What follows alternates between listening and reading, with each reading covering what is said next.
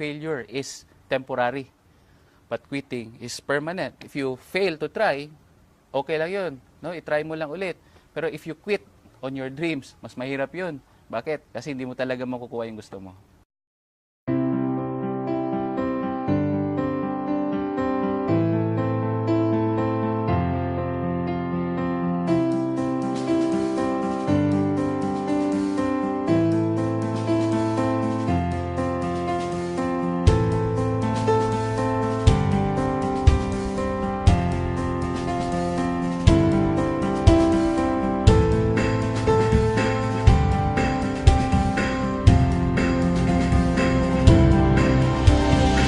Dati ako nagtatrabaho sa isang farming industry.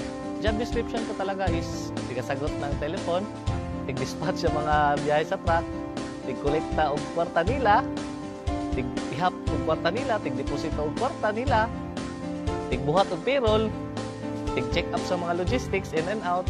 Profits are better than wages. Wages will make you a living, but profits can make you a fortune. It is a bit difficult to get rich on wages, but anybody can get rich on profit. So that day, naisip ko na magnegosyo na lang kaya ako. Pero paano? Nadunggan ako ni dati ang B-Mobile sa una pag yun kayo. Tuwing nasa jeep ako, B-Mobile pag pinag-uusapan. Naglalakad ako, B-Mobile na naman. Tuwing nasa ibang office, B-Mobile. I used to be a regular employee for a US-based company.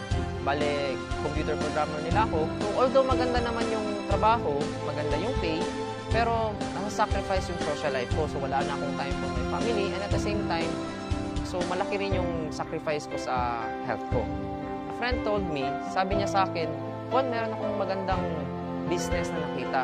Baka gusto mo ring tingnan. So, sumama lang ako sa kanya. And then, dinala niya ako nun sa Jollibee yung dati. And pinakinggan ko lang rin yung business presentation. Before ako na-introduce sa B-Mobile, I am financial consultant ng isang British financial company dito sa operating sa Pilipinas. Grabe ang gamit ko ng cellphone as well as lagi ako nag-travel. Ang B-Mobile daw is hindi nagabenta, magkaka-discount daw ako sa cellphone usage ko. So, doon pa lang sabi ko, maganda yan. Magiging savings ko na yun para sa aking family. Later ko nalaman na meron pala siyang kasamang business. Hindi ko in-expect na malaki pala yung bigay sa akin na nagiging secondary income ko na siya. And significant yung secondary income na yan. Hindi lang yung maliliit na amount. Ang possibilities din nga nakita ko, nga naagyod ko yung padulungan, yung asenso ko para sa ko ang sariling na negosyo diri sa B-Mobile. Unlike kung maging empleyado ko. Kung dati gumigising ako sa umaga para mag-report sa office. Si boss naman, nakikita ko pagdating ko sa office, yun, nagja-jogging sa kanilang compound. Sabi ko, napaka-unfair naman ang nangyari ko. Nag-e-exercise tuwing umaga. Ngayon, sa awa ng Diyos, gumigising pa rin ako ng umaga. But this time, katulad na din ako ni boss ako manager. Nagja-jogging din tuwing umaga. At the best part is, I'm earning without reporting to the office. Before, I was very negative sa mga ganitong klase ng negosyo kasi ayaw na ayaw ko yung magbenta and yung kumausap ng mga tao. So nakita ko yung opportunity, sabi ko maganda to kasi hindi mo kailangan magbenta and hindi mo kailangan mag-recruit or pumilit ng tao kasi yung product ginagamit na nila dati pa. So it took me 3 months bago ako talagang nag-subscribe kasi I realized na I am not from Davao City, I'm a stranger. Yun nga, wala akong mga kilala.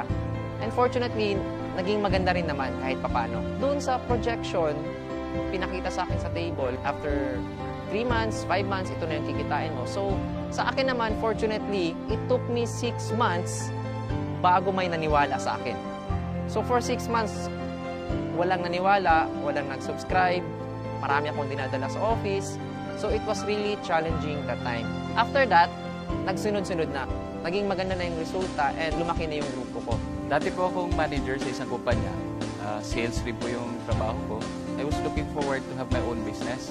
So, habang naghahanap ako ng mga kliyente ko, I dropped into B-Mobile. Nagulat ako sa resulta niya kasi in a span of 8 months time, kumita siya ng mga 7 million pesos. So for me, sabi ko, okay kumita ka ng 7 million, ang liit ng kapital mo, bakit hindi ko subukan? Pero one thing was holding me back kasi ayoko sa mga ganitong business before eh. Naisip ko, pag ganito, kailangan mo magbenta, kailangan mo mamili ng tao, kailangan mo mag-recruit. So, medyo naging hesitant ako. Buti na lang, yung sinabi niya sa akin na hindi mo kailangan magbenta ng load, hindi mo kailangan mag-recruit ng tao, pero kikita ka ng malaki.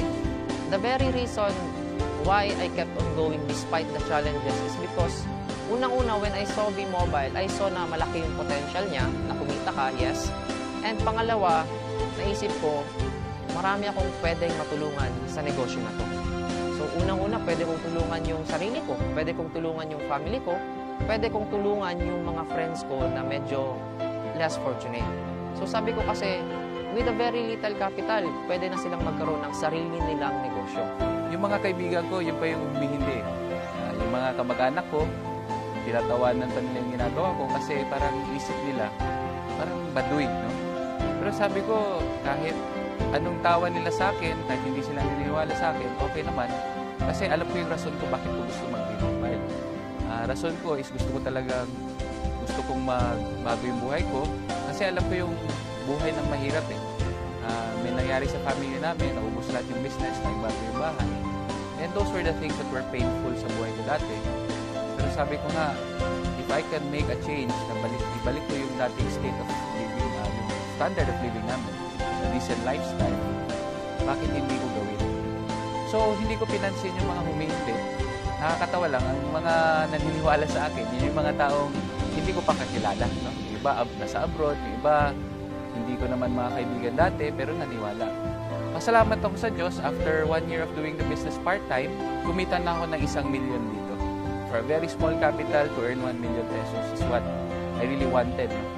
With a very minimal effort, kasi ang ginagawa lang namin dito is we're teaching people how to use their loan. Yun yung masarap dun eh. Dati kasi nung binata ako, sarili ko lang yung iniisip ko. Anything na I do, anything na kinikita ko para sa sarili ko lang. But pag meron ka na palang pamilya, mag-iiba na yon. Ang first reason ko dati was yung discount. Nagugustuhan ko talaga yung discount. So, anong magagawa ng dagdag income? March 2012, it was my first vacation na reward ko sa sarili ko through V-Mobile. 3 days, nagbakasyon kami ng barkada ko sa Boracay, and after 3 days, kumita naman ako ng 36,000. So, hindi na masama. March 31 to April 18, yung family ko naman yung kasama ko nagbakasyon. So, masarap na magbakasyon, lalo na kung kasama mo yung family mo. Ang mas masarap pa nito, pag uwi ko sa bahay, after 18 days na nag-road trip kami sa buong Pilipinas, meron akong at least 50,000 worth na cheque. So, I was very happy and my mother was very happy. Ang ma-advise ko lang sa mga kaibigan ko, sa yung mga nakakita ng advertisements namin sa Facebook, yung nakakita ng video link sa Facebook, i-try mo i-click lang yung link, malay mo, no? Maging katulad ka sa akin. I really didn't expect this change in my life.